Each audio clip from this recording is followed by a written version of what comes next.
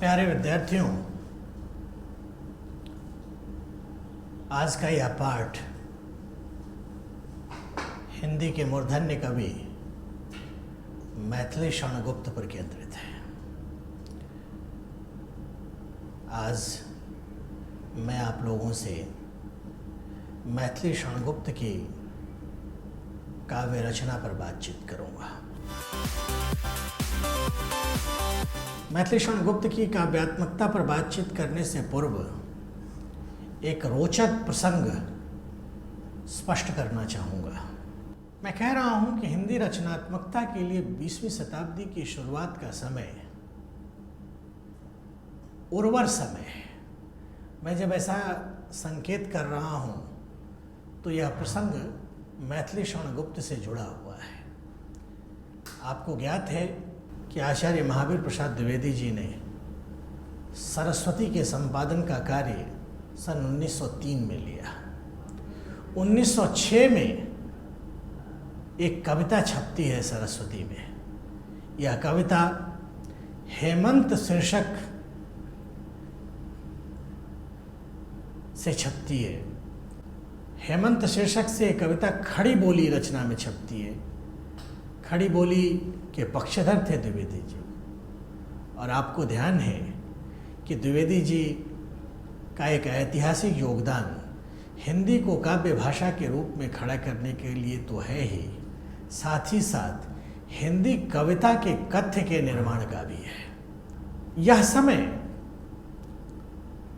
एक गजब का अंतर विरोध लेकर आता है हिंदी कविता में। प्रायः काव्य क्षेत्र में सक्रिय जितने भी लोग हैं, जितने भी रचनाकार हैं, उनके मन में ब्रजभाषा की काव्य प्रतिभा के प्रति, ब्रजभाषा के काव्य संप्रेषणीयता के प्रति एक आकर्षण का भाव है। द्विवेदी जी उससे मुक्त हैं। साथ ही साथ द्विवेदी जी इस बात के भी पक्षधर हैं कि कविता में समाज के दर्द और सामाजिक प्रवृत्तियों का संस्कार होना चाहिए। वे दैन्य भाव से पीड़ित भारतीय जनता, शिक्षा, दुर्भिक्ष, अकाल, अंग्रेजों के कोप, इन सब बिंदुओं पर कविता करने की वकालत करते हैं। इसी समय काव्य रचना के क्षेत्र में महावीर प्रसाद द्विवेदी के प्रतिभा से प्रभावित होकर मैथिली शरण गुप्त का उदय होता है। गुप्त जी की जब कविता छपी सरस्वती में, उस समय उनकी उम्र 22-23 वर्ष रही होगी। यूं तो हिंदी कविता का इतिहास इस बात का गवाह है कि 18 से 20 की उम्र में उनमें काव्य प्रतिभा का उदय हो चुका था। कविता सृजन के प्रति एक लगाव बन चुका था। उन्होंने कविताएं भी लिखी थी। गुप्त जी में भी ब्रजभाषा का आकर्षण था, और ब्रजभाषा में कविता लिखने का एक कहीं न कहीं भावबोध गुप्त जी की कविता में भी देखा जा सकता है। गुप्त जी के काव्य संस्कार पर अगर आप दृष्टि डालें तो बहुत शुरुआत से उनके हृदय में एक अकुलाहट को आप पढ़ सकते हैं। यह अकुलाहट नवजागरण की अकुलाहट है, साथ ही साथ सामाजिक समस्याओं से उपजे हुए दर्द की अभिव्यक्ति भी है। द्विवेदी जी ने गुप्त जी को खड़ी बोली में काव्य रचना की तरफ प्रेरित किया, और खड़ी बोली का काव्य संस्कार बनाने में द्विवेदी जी की एक महत्वपूर्ण भूमिका रही है। स्वाभाविक है कि मैथिली शरण गुप्त के काव्य संस्कार के भी निर्माण में आचार्य महावीर प्रसाद द्विवेदी की एक महत्वपूर्ण भूमिका है। अक्सर आप जिनके नायकत्व में बड़े होते हैं उनके संस्कार को भी ग्रहण कर लेते हैं। आपके संकट के समय, आपके जीवन की महत्वपूर्ण परिस्थितियों के समय आप लगभग उसी ढंग से आचरण करते हैं जो आपका नायक होता है।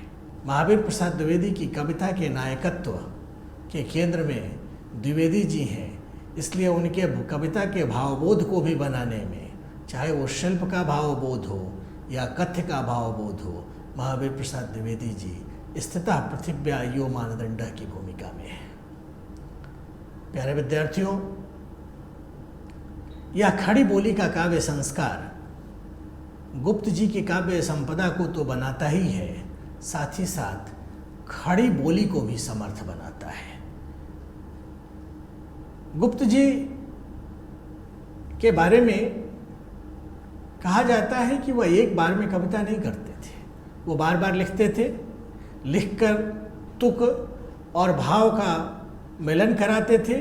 अगर वो गलत हो गया तो पुनः लिखते थे और पुनः लिखकर काटते बनाते हुए उनकी कविता के कई ड्राफ्ट बनते थे और अंत में वो द्विवेदी जी तक पहुंचती थी। इसी साधना में उनकी आरंभिक 2 रचनाएं बनती हैं, रंग और में भंग और जयद्रथ वध। इन दोनों रचनाओं को देखकर उनके काव्य गुरु द्विवेदी जी को यह आश्वस्ति मिल गई थी कि उनके काव्य शिष्य मैथिली शरण गुप्त उनके काव्य सिद्धांतों के अनुसार कविता करने वाले व्यक्ति हैं। यही कारण है कि द्विवेदी जी ने अपनी पूरी बौद्धिकता में मैथिली शरण गुप्त को प्रतिष्ठित किया। खड़ी बोली के अनुकूल अग्राह्यता को दूर करना गुप्त जी के काव्य शिल्प का सबसे महत्वपूर्ण आयाम है। वो विचारोन्मेष के पक्षधर थे। कोई बंधी हुई कथा उसी बंधे हुए भाव के साथ पाठकों तक जाए, यह गुप्त जी के काव्य संस्कार का आयाम नहीं था। उनकी कथा परिपाटी की है, पर उनका भावबोध जो संप्रेषित होता है वह नवजागरण का भावबोध है। जिस काव्य परिपाटी और काव्य रूढ़ियों पर वो कविता करते हैं, उनका काव्य उद्देश्य वो काव्य परिपाटी और काव्य रूढ़ियों को लेकर नहीं है। यही कारण है कि चित्तौड़ और बूंदी के राजघरानों से संबंध रखने वाली कहानी रंग में भंग में आती है। जयद्रथ वध में पांडवों की करुणापूर्ण और अभिमन्यु के वीरतापूर्ण और उत्तरदा के त्यागपूर्ण उत्कर्ष को दिखाने का भाव तो है, साथ ही साथ भारतीय जनता में स्वातंत्र्य के प्रति एक उन्मेष के भाव भरने का भी उद्देश्य है। उनके यहाँ प्रयुक्त शब्द संस्कृत से आस्था लेने वाले शब्द हैं। यही कारण है कि उनकी शब्दावली तत्सम शब्दावली की ओर आकर्षित शब्दावली है। जयद्रथ वध का एक उदाहरण देखिए। संसार में सब प्राणियों का देह तक संबंध है, पर मोह मानव में मनुज बनता स्वयं ही अंध है। तनुधारियों का बस यहाँ पर 4 दिन का मेल है, इस मेल के ही मोह में जाता बिगड़ सब खेल है। उनकी काव्य कृतियाँ खंड काव्य भी रहीं और खंड काव्य में उनके यहाँ रंग में भंग, जयद्रथ वध, शकुंतला, पंचवटी, किसान, सैरंध्री, द्वापर, सिद्धराज, नहुस, हिडिंबा, विष्णुप्रिया, रत्नावली जैसे कई खंड काव्य आए। इनके नामकरण से ही आपको स्पष्ट होगा कि यह सारे संदर्भ भारतीय सांस्कृतिक प्रतीकों से निकले हुए संदर्भ हैं। चाहे यशोधरा का संदर्भ हो, द्वापर का संदर्भ हो, नहुष का संदर्भ हो या हिडिंबा का संदर्भ हो। यह कालखंड सन 1909 से लेकर 1960 के बीच का कालखंड है। याद कीजिए, यह भारतीय स्वतंत्र देवी की आराधना और उसकी प्राप्ति का समय भी है। मैथिली शरण गुप्त के खंड काव्यों के संदर्भ में जो उल्लेख मैंने किया वह लगभग उनके प्रबंध काव्य और कथास्थित निबंध काव्य उनके संदर्भ में भी सही ठहरता है। मैथिली शरण गुप्त के यहाँ उनकी पूरी काव्य रचनात्मकता में आपको महाभारत, रामचरितमानस, और रामायण के संदर्भ देखने को मिलेंगे। उनके राम, उनके कृष्ण, उनके युधिष्ठिर, नए संदर्भों से बनते हुए युधिष्ठिर राम और कृष्ण हैं। उनका साकेत लक्ष्मण, राम, सीता के जिन संदर्भों की व्याख्या करता है, वह संदर्भ 20वीं शताब्दी के संदर्भ है। मैं बार बार कहता हूं कि राम राज्य क्या है,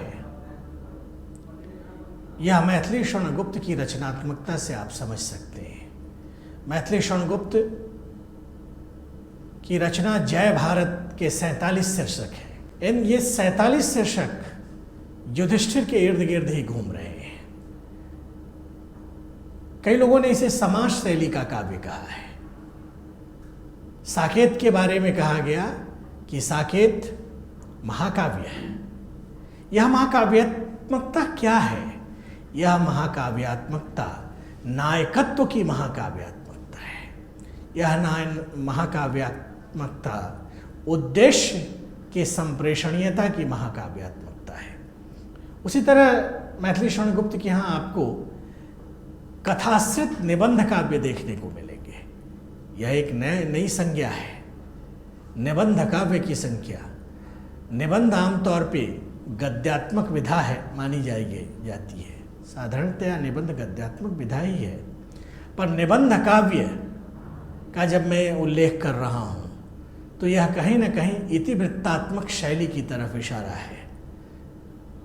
इस इतिवृत्तात्मक शैली में चाहे वो विकट भट्ट की शैली हो या गुरुकुल की शैली हो, प्रदक्षिणता की शैली हो या भारत भारती की शैली हो, यह सब कुछ यहाँ आपको ऐतिहासिक प्रसंग के साथ साथ एक उद्देश्य प्रेरित आदर्श, एक ऐसा आदर्श जो अपने समाज को मनुष्यता के साथ साथ नैतिकता के भी मापदंड सिखा रहा है, ऐसे आदर्श आपको मैथिली शरणगुप्त के काव्य में देखने को मिलेंगे। मैं भारत भारती का उल्लेख करना चाहूँगा। भारत भारती में 3 खंड हैं: अतीत खंड, वर्तमान खंड और भविष्य खंड, और लगभग 700 से अधिक छंद हैं। मेरा आरोप हिंदी कविता पर बराबर रहता है, खासकर विश्वविद्यालयों पर रहता है कि विश्वविद्यालय और हिंदी समाज के बीच एक द्वैध रहा, पर उसका अगर प्रतिपक्ष देखना हो, उस द्वैध का प्रतिपक्ष देखना हो तो भारत भारती को आप देख सकते हैं। भारत भारती हिंदी समाज की चिंताओं को हिंदी पाठ की चिंता में बदलती हुई रचना है। विश्वविद्यालयों का पाठ्यक्रम हिंदी समाज के साथ संवाद में कैसे विकसित हो सकता है, भारत भारती को लेकर आप पढ़ सकते हैं। भारत भारती में उपदेशात्मक प्रसंगों के माध्यम से और प्रेरणादायक प्रसंगों के माध्यम से भारतीय जनता के साथ संवाद करने का भाव है। कविता कैसे समाज का संस्कार करती है, यह भारत भारती को आप देख सकते हैं। एक समय में भारत भारती तो हिंदी जन का पाठ था, जिसे हिंदी की विश्वविद्यालयीय पाठ्यक्रम से कोई लेना देना नहीं था, वह भी रामचरितमानस की भांति भारत भारती को याद करता था। चाहे पद्य प्रबंध हो, मंगल घट हो, वैतालिक हो, स्वदेश संगीत हो, झंकार हो, बिंब वेदना हो या अंजलि और अर्घ जैसे काव्य हों, मैथिली शरणगुप्त के यहाँ भारतेंदु की उस रचनात्मकता का ही प्रसार आपको देखने को मिलेगा जिस रचनात्मकता में वह भारत बोध का निर्माण कर रहे हैं। भारतेंदु की चिंता मैथिली शरणगुप्त तक आते आते यथार्थ रूप भी लेने लगती है। भारतेंदु जिस आदर्श से प्रेरित हैं, उस आदर्श की अति को भी मैथिली शरणगुप्त कई बार पढ़ने की कोशिश करते हैं। मैथिली शरणगुप्त का काव्य, खासकर भारत भारती के पद, इस चिंता को पढ़ने वाले पद हैं। लेकिन इस चिंता का समाहार वे राम, कृष्ण, युधिष्ठिर, सीता और लक्ष्मण जैसे नायकों के जीवन में मानते हैं। हमारा नायकत्व हमारी समाज की चिंताओं से निकला हुआ नायकत्व है। आप मैथिली शरण गुप्त की रचना में ये पढ़ सकते हैं। आपने एक पंक्ति सुनी होगी, हम कौन थे, क्या हो गए हैं और क्या होंगे अभी, आओ विचारें आज मिलकर ये समस्याएं सभी। ये गुप्त जी की पंक्ति है, ये भारत भारती की पंक्ति है। भारत भारती यह विचार करने का काव्य है कि और क्या क्या बदलना है। मैं जब यह बात आपसे कह रहा हूँ तो कहीं ना कहीं संकेत कर रहा हूँ कि मैथिली शरण गुप्त को हम समझें कैसे। मैथिली शरण गुप्त को समझने के लिए ये पंक्तियाँ बहुत अनिवार्य हैं। मैथिली शरण गुप्त भारतीय जीवन को, भारतीय जनता को और भारतीय स्थितियों को समझने के लिए एक परिप्रेक्ष्य देते हैं। वो परिप्रेक्ष्य क्या है? वह परिप्रेक्ष्य है हमारा अपना सांस्कृतिक बोध। उनकी कविताएं और उनकी खंड रचनाएं, खंड काव्य, प्रबंध काव्य और गीत काव्य इसी सांस्कृतिक बोध की अभिव्यक्ति है। एक बात और, मैथिली शरण गुप्त को अगर आप समझना हो, आपको समझना हो तो एक शब्द है गार्हस्थ्य बोध, उस संदर्भ में भी समझ सकते हैं। देखिए साहब, सभ्यता के परिवर्तन के कई वर्षों के बावजूद, एक लंबे कालांतर के बावजूद परिवार से बेहतर व्यवस्था हमने पैदा नहीं की है। गुप्त जी की पूरी कविता परिवार और पारिवारिकता के बोध को बचाने की कविता है।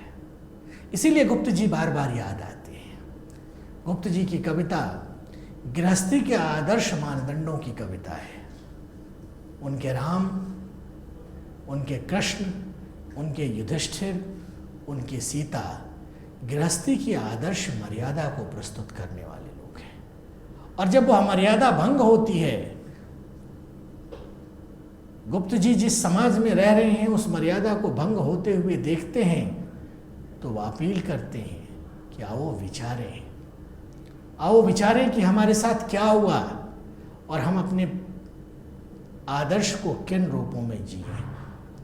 एक पंक्ति है और जयद्रथ भक्त की पंक्ति है, वाचक प्रथम सर्वत्र ही जय जान की जीवन कहो, फिर पूर्वजों के चरित के शिक्षा तरंगों में बहो।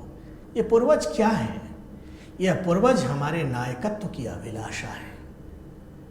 अक्सर हमें लगता है कि हमारा समाज नायकत्व की इच्छा को खो चुका हुआ समाज है, पर जब ऐसी स्थितियां आती हैं कि परिवार टूटते हुए लगते हैं, जब ऐसी स्थितियां आती हैं कि समाज में नायकत्व की ज़रूरत महसूस होती है, तो हमें लगता है कि हमारे पारंपरिक परिवेश में उन प्रतीकों की खोज की जाए जहाँ से नायकत्व की प्रेरणा मिल सकती है। गुप्त जी की कविता उसी खोज की कविता है। एक प्रश्न और, मैथिली शरण गुप्त उन सांस्कृतिक मूल्यों और मानवीय मूल्यों के प्रस्तुत करने वाले कवि हैं जिनको हम भारतीय मूल्यबोध कहते हैं। परंपरा द्वारा दिए गए समाधान हैं। जिन समस्याओं को समाज भुगत रहा है, उन समस्याओं को इतिहास ने भी भुगता है। हमारे पूर्वजों ने, हमारे इतिहास ने उन समस्याओं का जो समाधान प्रस्तुत किया है, वही मूल्यबोध है। मैं जब ऐसा कह रहा हूँ तो मेरा संदर्भ मैथिली शरण गुप्त है। मैथिली शरण गुप्त की कविताएं विश्व बंधुत्व की, मानव कल्याण की, पारिवारिकता बोध की और नायकत्व बोध के जिन संदर्भों की वकालत करती हैं, वे परंपरा द्वारा दिए गए समाधान हैं। यह परंपरा कहती है कि माना अंधेरा घना है पर दिया जलाना कब मना है। हर समय में राम होने की संभावना बनी रहेगी, हर समय में कृष्ण होने की संभावना बनी रहेगी, और जब जब पानी के सपने आएंगे, पानी की कमी के वे द्योतक होंगे। पानी की कमी होगी, पानी के सपने आएंगे। नायकत्व की कमी होगी, नायकत्व की अभिलाषा जगेगी। राम और कृष्ण, युधिष्ठिर जब मैथिली शरण गुप्त की कविता में आते हैं तो इसी नायकत्व की प्रस्तुति के रूप में आते हैं। और शायद यही कारण है कि हमारे समय के एक बड़े नायक राष्ट्रपिता महात्मा गांधी ने मैथिली शरण गुप्त को राष्ट्र कवि की उपाधि दी। राष्ट्र कवि, राष्ट्र की आत्मा को प्रस्तुत करने वाले कवि मैथिली शरण गुप्त भारतीय सांस्कृतिक परंपराओं पर गहरी आस्था रखने वाले कवि हैं। यह गहरी आस्था कहाँ से उत्पन्न होती है? यह गहरी आस्था तब उत्पन्न होती है जब आपकी जड़ें आपकी अपनी जमीन में हों। मैथिली शरण गुप्त के यहाँ राष्ट्र जागरण का जो स्वर है, ये इसी जड़ और जमीन से निकला हुआ स्वर है। नीलांबर परिधान हरित पट पर सुंदर है, सूर्य चंद्र युग मुकुट मेखला रत्नाकर है। नदियाँ प्रेम प्रवाह फूल तारे मंडल हैं, बंदी जन खग वृंद शेष पहन सिंहासन है। करते अभिषेक पयोध हैं बलिहारी इस वेश की, हे मातृभूमि तुम सत्य ही सगुण मूर्ति सर्वेश की। यह सर्वेश स्वदेश है, यह स्वदेश भारत भूमि है, यह स्वदेश आइडिया ऑफ इंडिया है, यह स्वदेश आम जन की चिंताओं से प्रेरित स्वदेश है। गुप्त जी राष्ट्रीयता के समर्थक हैं, पर संस्कृति शून्य राष्ट्रीयता के समर्थक नहीं है।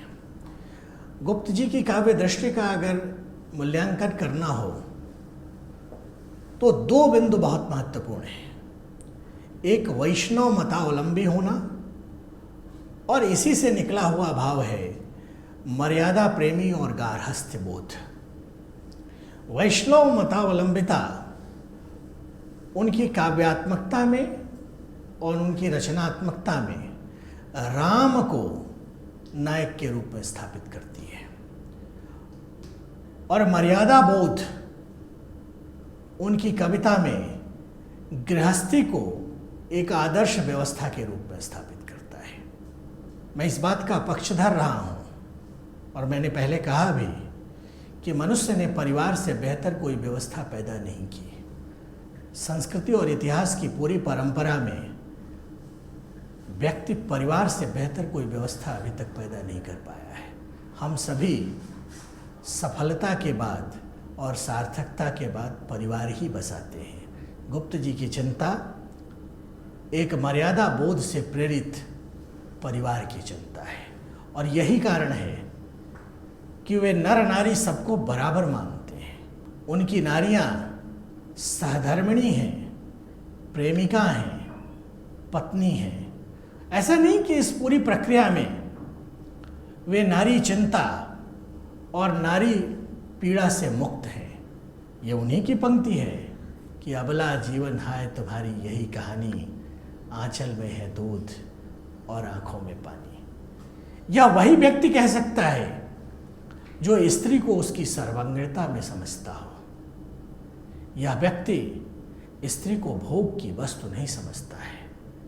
आंचल में दूध उसके मातृत्व के संदर्भ को समझना है, और आंखों में पानी उसकी पीड़ा को समझना है।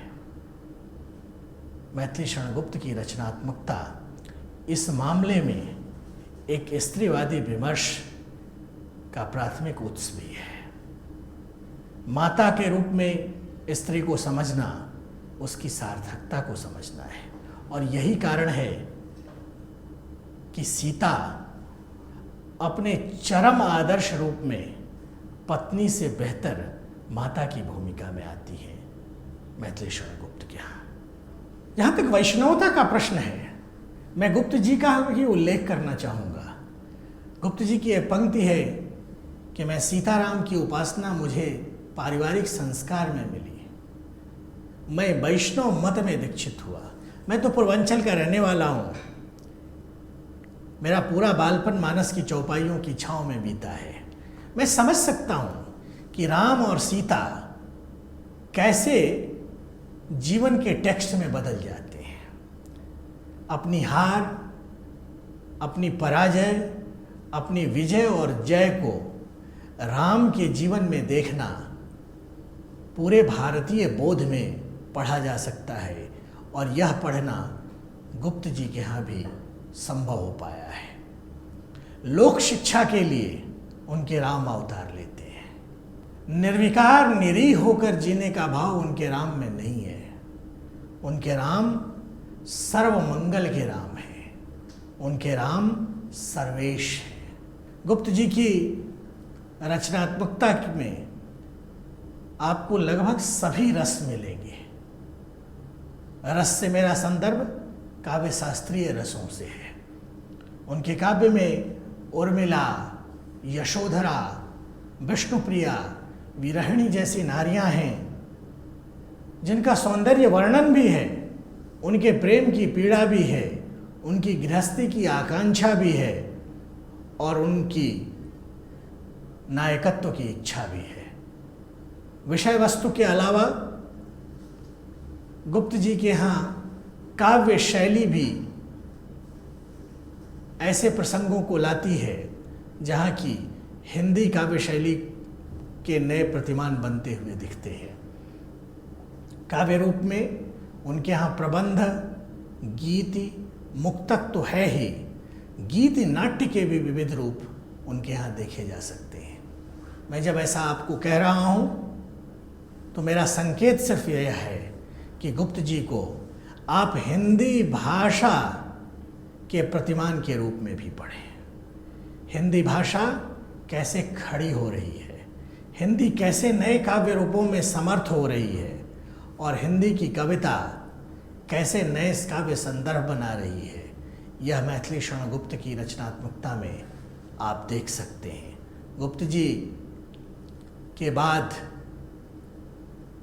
हिंदी कविता की परंपरा से प्रबंध काव्य लगभग विलोपमान स्थिति में जाते हुए दिखते हैं। उनके 2 महाकाव्य और 19 खंड काव्य इस बात के द्योतक हैं कि गुप्त जी के यहाँ काव्य शिक्षा यानी कविता की शिक्षा का संस्कार उपलब्ध है। जब महावीर प्रसाद द्विवेदी जैसा गुरु हो तो मैथिली शरण गुप्त जैसा योग्य शिष्य तो होगा ही। आप हिंदी कविता को इसी गुरु शिष्य की परंपरा में पढ़ेंगे तो हिंदी कविता अर्थ देगी। जो अनर्थ हैं इससे इतर पढ़ने के कारण है। मैथिली शरण गुप्त की एक पंक्ति है, विश्व तुम्हारा भारत मैं हूँ या था चिंतारत मैं हूँ। मैं यह पंक्ति खास कारण से उल्लेख कर रहा हूँ। मैथिली शरण गुप्त की रचनात्मकता विश्व के समक्ष भारतीय व्यक्तित्व की प्रस्तुति की भी रचनात्मकता है। आप उनकी रचनाओं का कैनवास देखिए। वे एक तरफ भारत के 2 पौराणिक ग्रंथ यानी रामचरितमानस और महाभारत, उनके प्रतीकों और नायकों को लेते हैं, तो दूसरी तरफ चित्तौड़ सिख गुरुओं के साथ साथ 1962 में चीन के करतूतों का भी उल्लेख करते हैं। इतना बड़ा कैनवास उसी व्यक्ति का हो सकता है जिसको इतिहास से प्रेरणा लेनी हो और भविष्य का निर्माण करना हो। वो न तो अपने वर्तमान को भूलते हैं और न ही अपने इतिहास को भूलते हैं। उनके नायकत्व की इच्छा आम जनता की चिंताओं से उपजी हुई इच्छा है। इसीलिए जब वो चित्तौड़ का उल्लेख करते हैं तो उनका चित्तौड़ इतिहास का चित्तौड़ कम, स्वातंत्रोत्तर भारत का चित्तौड़ ज़्यादा है। जब आप मैथिली शरण गुप्त को पढ़ें तो भारत और विश्व के साथ संवाद में भी पढ़ें। उनकी रचनात्मकता भारतीय जनों को अपने सांस्कृतिक वैभव का बोध कराती तो है ही, वर्तमान की कलुषता से मुक्त होने का भाव भी भरती है। साथ ही साथ विश्व को यह संदेश देने में समर्थ है कि हमारा वर्तमान किन्हीं परिस्थितियों में भले ही कलुषित हो रहा हो, पर हमारा भविष्य प्रकाशमान है और हम आगे बढ़ने वाली जाति हैं, आगे बढ़ने वाली राष्ट्रीयता है। इसी में हमारा भविष्य है और भविष्य का स्वर्ण युग हमारा है। मैथिली शरण गुप्त आशा के, सपने के और भविष्य की आस्था के कवि हैं। इन्हें इसी रूप में पढ़ा जाना चाहिए। धन्यवाद।